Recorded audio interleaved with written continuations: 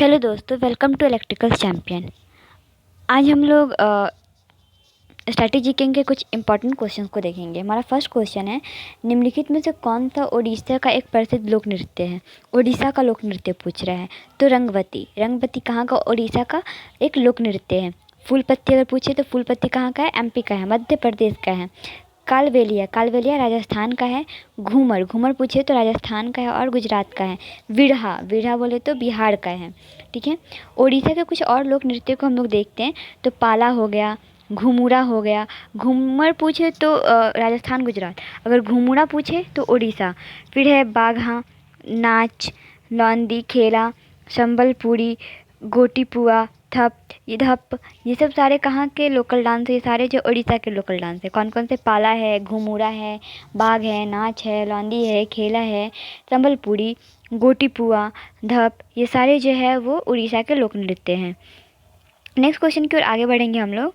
Next question है, global Indian music award के प्राप्तकर्ता विक्रम घोष एक संगीतकार और भारतीय शास्त्र के डैश वादक हैं। मतलब एक हमारे ग्लोबल इंडियन म्यूजिक अवार्ड के प्राप्तकर्ता हैं विक्रम घोष। वो संगीतकार भी हैं और वो किस वाद्य यंत्र को बजाते हैं, किसके वादक हैं? तो वो तबला बजाते हैं। जो विक्रम घोष है वो तबला वादक है। विक्रम घोष तबला वादक है। और कुछ और हम लोग इम्पोर्टेंट तबला वादक को देखेंगे। तो है परमानंद जोशी, शिव नारायण जोशी, परमानंद जोशी, शिव नारायण जोशी, विजय घटे, अनोखे लाल, गुदई महाराज, ये सारे जो है वो तबला वादक हैं। इसमें से जो गुदई महाराज हैं, गुदई महाराज को जो है समता प्रसाद के नाम से भी हम लोग जानते हैं। नेक्स्ट की ओर आगे बढ़ेंगे। नेक्स्ट है, निम्नलिखित में तो कौन सा ऑस्कर पुरस्कार पाने वाली पहले भारतीय हैं? तो पहले भारतीय जो है वो भानु अथैया है। ये तो एक महिला हैं। अगर महिला पूछे या फिर व्यक्ति पूछे तो भानु अथैया ही है। कोई भी मेल जो है पहला नहीं है। पहले व्यक्ति के रूप में भानु अथैया को ही ऑस्कर अवार्ड मिला था। ठीक है। तो फिर जो है वो क्वेश्चन है हमारा, सत्यजीत रे। सत्यजीत रे जो है वो पहले पुरस्कार 1992 में मिला था गांधी जी की भूमिका के लिए वेन किंग्सले को। यहाँ पे देखेंगे भानु अथैया को क्यों मिला था। तो भानु अथैया को गांधी मूवी के कॉस्ट्यूम डिजाइन के लिए मिला था। गांधी मूवी में नेहरू की भूमिका किसने निभाई थी? तो रोशन सेठ ने निभाई थी। कस्तूरबा गांधी की भूमिका किसने निभाई थी? तो रोहिणी हट्सगवे ने निभाई थी। रोहिणी हट्सगवे ने। नाथूराम गोड्स की भूमिका किसने निभाई थी? तो नाथूराम गोड्स की भूमिका जो है हर्ष नैयर ने निभाई थी। ठीक है। अब है क्वेश्चन की इसमें से जो है 1993 में भानु अथैया को गांधी मूवी के लिए अवार्ड मिला था। भानु अथैया को जो है ऑस्कर अवार्ड कब मिला था? तो 1983 में मिला था, गांधी मूवी के मिला था। इसके डायरेक्टर कौन है? तो इसके डायरेक्टर है रिचर्ड एटनब्रो। सत्यजीत रे को जो है वो पहला पुरस्कार मिला था 1992 में गांधी जी की भूमिका के लिए बेन किंग्सले। इसमें गांधी जी की भूमिका किसने निभाया था? बेन किंग्सले ने। ठीक है। AR रहमान को मिला था 2009 में और रेसुकल पुट्टुकेटी को मिला था 2009 में। रेसुल पुक्कुटी को भी मिला था 2009 में। ये दूसरे नंबर के हैं। 1992 में इनको मिला था। तीसरे नंबर को मिला था AR रहमान को। चौथे इनको मिला था गुलजार जी को मिला था 2009 में। फिर छठा ऑस्कर अवार्ड जो है वो मिला था कार्तिक और गुनीत मोंगा को। कार्तिकी और गुनीत मोंगा को मिला था। किस चीज़ के लिए मिला था? तो द एलिफेंट विस्पर्स एक शॉर्ट मूवी है, उसके लिए मिला था। फिर सातवां जो है ऑस्कर अवार्ड एक मूवी है RRR, उसको मिला था नाथू नाथू सॉन्ग के लिए मिला था। नेक्स्ट क्वेश्चन की ओर आगे बढ़ेंगे हम लोग। नेक्स्ट क्वेश्चन हमारा, निम्नलिखित पुस्तकों में से कौन सी भारतीय राजनेता एल के आडवाणी की आत्मकथा है? एल के आडवाणी की आत्मकथा है। तो एल के आडवाणी की आत्मकथा इसमें से कौन बुक है? तो माई कंट्री माई लाइफ, ये किसकी आत्मकथा है? तो एल के आडवाणी की आत्मकथा है। फिर है इन परस्यूट ऑफ जस्टिस, ये किसकी बुक है? तो राजेंद्र सच्चर इन परस्यूट ऑफ जस्टिस, ये किसकी ऑटोबायोग्राफी है? तो राजेंद्र सच्चर की है। विंग्स ऑफ फायर किसकी है? तो APJ अब्दुल कलाम की है। माई टाइम्स एंड ऑटोबायोग्राफी, ये किसकी बुक है? JB कृपलानी की बुक है। माई टाइम्स एंड ऑटोबायोग्राफी, ये किसकी है? JB कृपलानी की है। My country my life, Advani ji की है ये। विंग्स ऑफ फायर एपिसोडल काम की है। इन परस्यूट ऑफ जस्टिस बुक जो है राजेंद्र सच्चर की है। कुछ इंपॉर्टेंट बुक्स को हम लोग देखेंगे। तो इम्पॉर्टेंट बुक है my music my life. My music my life ये किसकी बुक है? पंडित रविशंकर की बुक है। माई म्यूजिक माई लाइफ ये पंडित रविशंकर की बुक है। The rest of my life ये किसकी बुक है? मिल्खा सिंह की है। माई टाइम्स माई लाइफ, माई टाइम्स माई लाइफ ये एक शीला दीक्षित ये कहाँ की सीएम थी? दिल्ली की सीएम थी।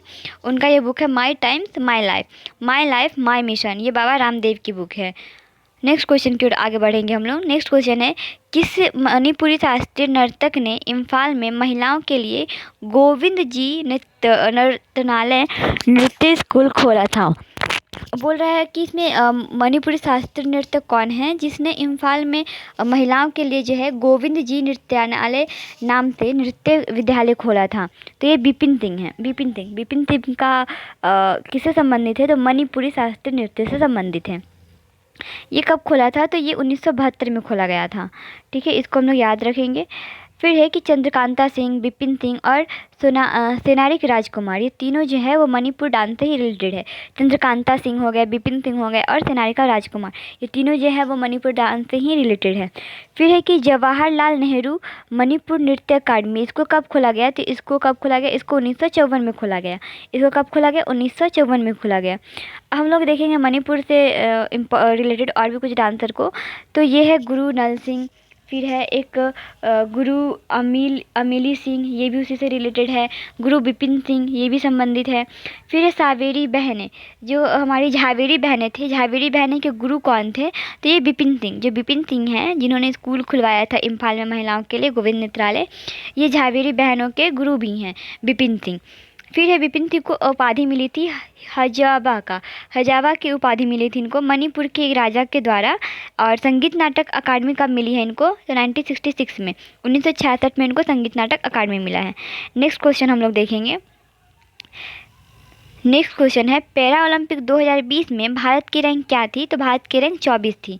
पैरा ओलंपिक 2020 में जो हुआ था उसमें भारत की रैंक क्या थी? तो उसमें भारत की रैंक 24 थी। भारत में पहली बार पैरा ओलंपिक में भाग कब लिया था? तो 1968 में लिया था इजराइल ओलंपिक में। 1968 में इजराइल ओलंपिक में लिया था। पैरा ओलंपिक का हेड क्वार्टर कहाँ पे है? तो बॉन में है, जर्मनी में। बॉन जर्मनी में, इसको हम लोग याद रखेंगे। पैरा ओलंपिक में कितने मेडल जीता था? तो पैरा ओलंपिक में जो टोटल 19 मेडल जीते हैं, हाँ 5 गोल्ड था, 8 सिल्वर था और 6 ब्रॉन्ज था, 6 ब्रॉन्ज था। पैरा ओलंपिक में गोल्ड जीतने वाले प्रथम व्यक्ति कौन है? तो मुरलीकांत पेटकर है। 1972 में उन्होंने जीता था। पहली बार हमने पार्टिसिपेट कब किया था? तो 1968 में किया था। कहाँ पे? इजराइल ओलंपिक में किया था। और पहली बार अवार्ड कब जीता था? 1972 में जीता था। किसने जीता था? तो मुरलीकांत पेटकर ने जीता था। टोक्यो ओलंपिक में भारत की रैंक क्या थी? तो 48 थी। डायरेक्ट 2 गुना हो जा रहा है। पैरा ओलंपिक 2020 में क्या रैंक थी? 24 थी। और टोक्यो ओलंपिक में रैंक थी 48 थी। इसमें कितने मेडल जीता था? इसमें टोटल 5 मेडल था। 1 गोल्ड था, 2 सिल्वर था और 4 ब्रॉन्ज था। टोटल 6 मेडल हो गए। 4 2 6 1 7 मेडल हो गए, सॉरी। टोटल 7 मेडल इसमें जीता था। 1 गोल्ड, 2 सिल्वर और 4 ब्रॉन्ज। नेक्स्ट क्वेश्चन की ओर आगे बढ़ेंगे हम लोग। नेक्स्ट है 1930 में पहली बार राष्ट्रमंडल खेलों की मेजबानी किस देश ने की थी? 1930 की बात कर रहा है। तो 1930 में पहली बार जो है वो कनाडा ने किया था। अब 100वीं शताब्दी मना रहा है, 100 साल बाद मनाया जा रहा है। 2030 में 24वां कॉमनवेल्थ गेम होगा। इसको कहाँ पे मनाया जाएगा? तो इसको हैमिल्टन में होगा। ये कहाँ पे होगा? हैमिल्टन में होगा। और पहला कहाँ हुआ था? ये भी कनाडा के हैमिल्टन शहर में हुआ था। दूसरा कहाँ पे हुआ था? तो 1934 में हुआ था, इंग्लैंड में हुआ था।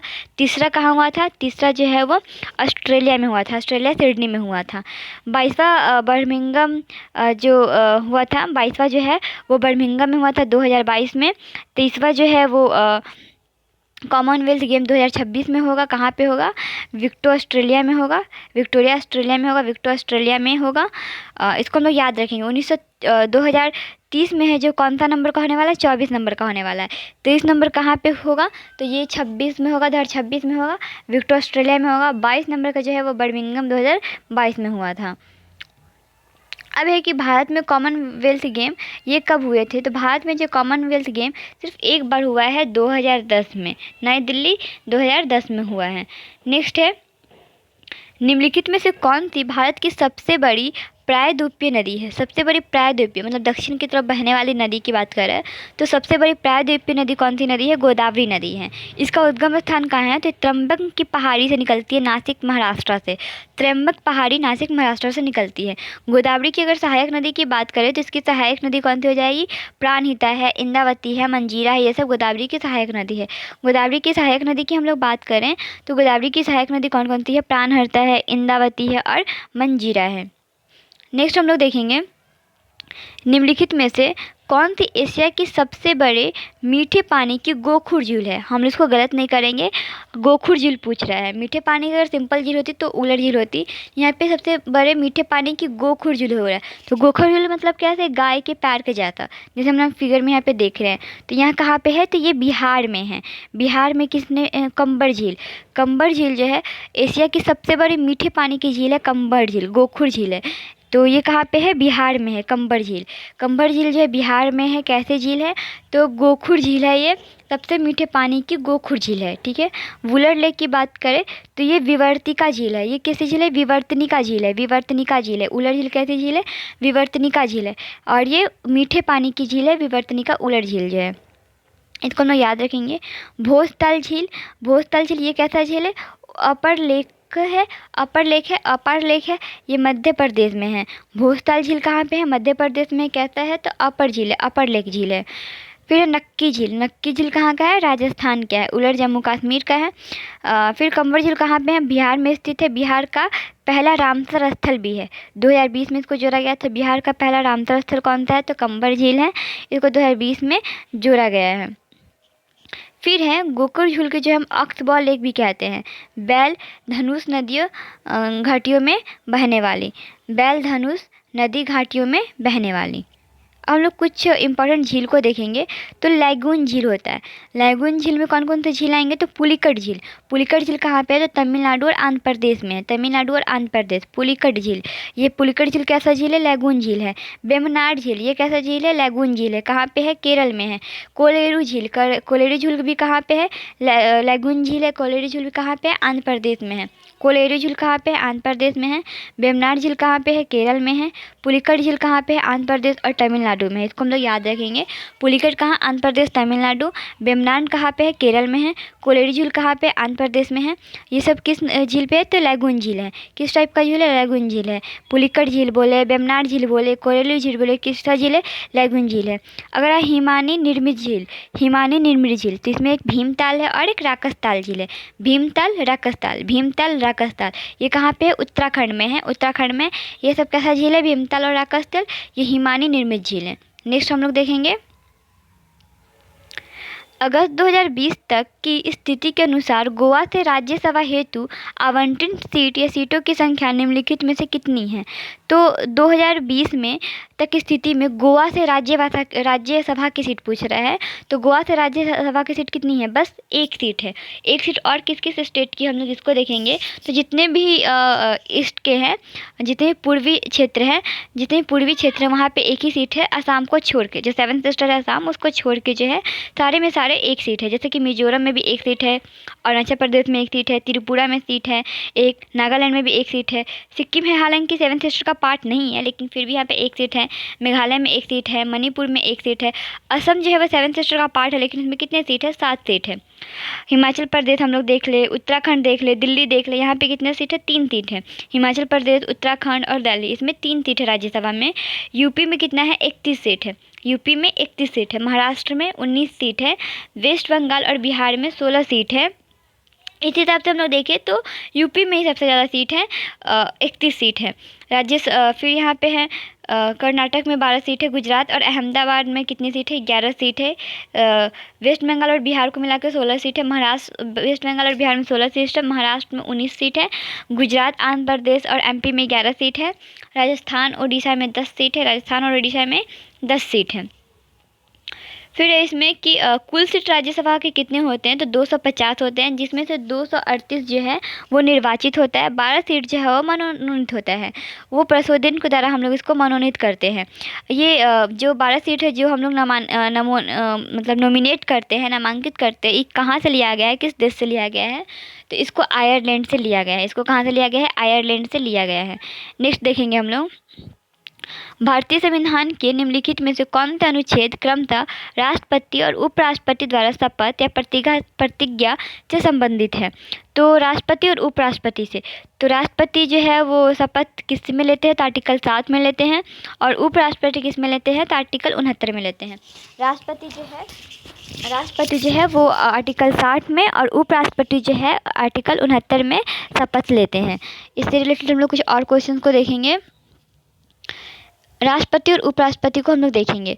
तो राष्ट्रपति का जो शुरू होता है आर्टिकल किससे शुरू होता है? 52 से 52 से शुरू होता है और कहाँ तक जाएगा? 61 तक जाएगा। उपराष्ट्रपति 63 से शुरू होता है और 70 तक जाता है। ठीक है, इसको हम लोग याद रखेंगे। 63 से शुरू होता है उपराष्ट्रपति और 70 तक जाता है। उपराष्ट्रपति 52 से शुरू होता है और 71 तक जाता है। 52 में क्या है? तो पद और राष्ट्रपति। राष्ट्रपति का एक पद होगा, ये कहाँ पे कहा गया है? तो 52 में कहा गया है। 53 में क्या कहा गया है कि राष्ट्रपति का कार्यकाल होगा, कार्यकाल का प्रमुख होंगे राष्ट्रपति, कार्यपालिका के प्रमुख होंगे राष्ट्रपति। ये किस में कहा गया है? तो 53 में कहा गया है। 54 में निर्वाचन के बारे में कहा गया है। 55 में कोटा के बारे में कहा गया है।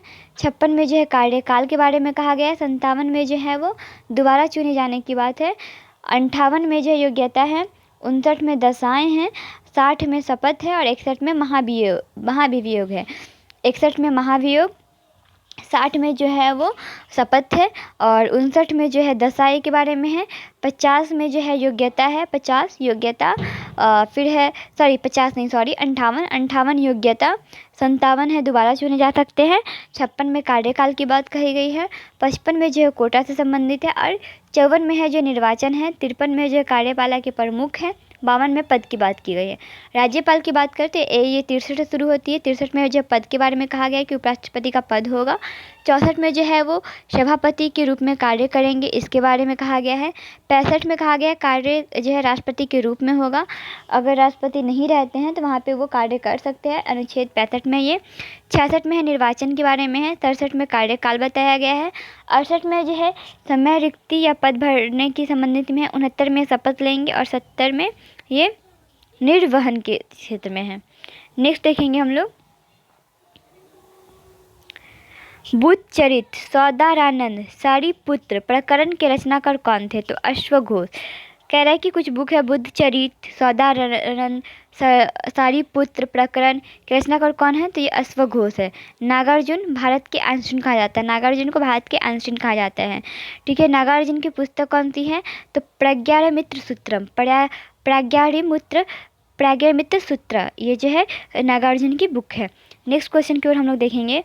वर्ष 1324 ईस्वी में एक रईस हाजी इलियास खान ने बंगाल को एकजुट किया और डैश की उपाधि के तहत इसका शासन बना और इलियास शाह वंश की नींव रखी। तो इलियास खान को किसकी उपाधि के साथ इसका शासन और इलियास शाह वंश की नींव रखी गई है? तो शमस-उद-दीन इलियास शाह, इसको याद रखेंगे, शमस-उद-दीन इलियास शाह। ये 1325 से 1351 में रहा था मोहम्मद बिन तुगलक के समय में। नेक्स्ट देखेंगे हम लोग उत्तर पश्चिम भारतों में पठानों ने किसके नेतृत्व में लाल कुर्ती रेड शर्ट दल के नाम से मशहूर खुदाई खिदमत नगर संस्था की स्थापना की थी? तो खान अब्दुल गफ्फार खान, इसको हम लोग सीमांत गांधी भी कहते हैं, इनको हम लोग फ्रंटियर गांधी भी कहते हैं। लाल कुर्ती आंदोलन जो है सविनय अवज्ञा आंदोलन के सहयोग 1933 से है ये। ठीक है, तो ये लाल कुर्ता आंदोलन जो है सविनय अवज्ञा आंदोलन के सहयोगी थे 1930 में। खान अब्दुल गफ्फार खान की संस्था ने की थी इसकी स्थापना। खुदाई खिदमत नगर संस्थान की स्थापना की थी ये।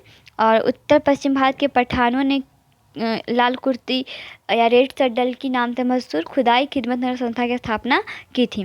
पहले विदेशी थे खान अब्दुल गफ्फार खान, जिनको जो है भारत रत्न मिला था 1987 में। दूसरे विदेशी थे, उनको मिला था 1990 में भारत रत्न, नेल्सन मंडेला को 1990 में मिला, 1990 में नेल्सन मंडेला को। नेक्स्ट है वस्तु और सेवा कर, जिसको हम लोग जीएसटी बोलते हैं, वो कब से लागू हुआ है? तो ये 1 जुलाई 2017 से लागू हुआ है। ये किस अनुच्छेद में है? तो 101वां अनुच्छेद 2016 में है, कॉन्स्टिट्यूशनल अमेंडमेंट है, जिससे संविधान संशोधन 101वां संविधान संशोधन 2016 से। ठीक है। इसमें जीएसटी का जिक्र किस अनुच्छेद में, तो 246 ए में इसका जिक्र है। पहला देश जो जीएसटी को लागू करने वाला है वो है फ्रांस। भारत कौन से नंबर का देश है जिसने जीएसटी को लागू किया था, तो 161 नंबर का देश है। पहला राज्य कौन है जो जीएसटी को लागू किया था, असम। आखिरी राज्य कौन है जो जीएसटी को लागू किया था, हरियाणा। दर क्या है, 0% है, 5 है, 12 है, 18 और 28% है। जीएसटी का नारा क्या है, तो वन नेशन वन टैक्स। किस अनुच्छेद में है, तो अनुच्छेद 279 में है। जीएसटी परिषद के सदस्य में कितने हैं, तो 33 सदस्य हैं। 22 जो है 33 सदस्य जिसमें 2 केंद्र से होंगे और 31 राज्य और यूटी को मिला के है।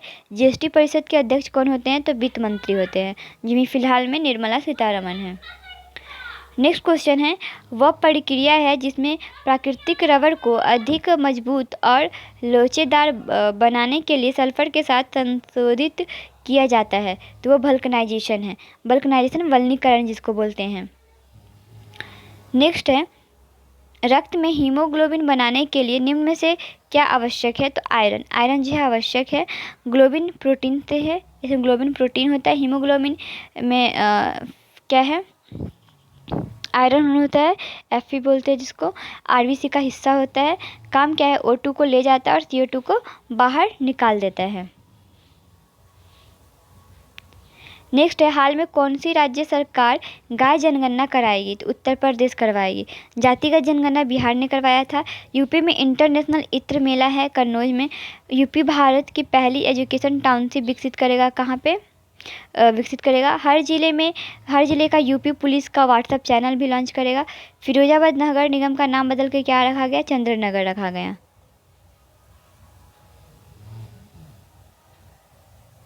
फिर क्वेश्चन है, हाल ही में किस विश्वविद्यालय ने अंतर्राष्ट्रीय संगीत और नृत्य उत्सव की मेजबानी की है, तो चंडीगढ़ यूनिवर्सिटी। चंडीगढ़ यूनिवर्सिटी ने जो है वो अंतर्राष्ट्रीय संगीत और नृत्य उत्सव की मेजबानी की है। ये 9 नंबर का कौन है, भारत अंतर्राष्ट्रीय विज्ञान महोत्सव फरीदाबाद हरियाणा में हुआ।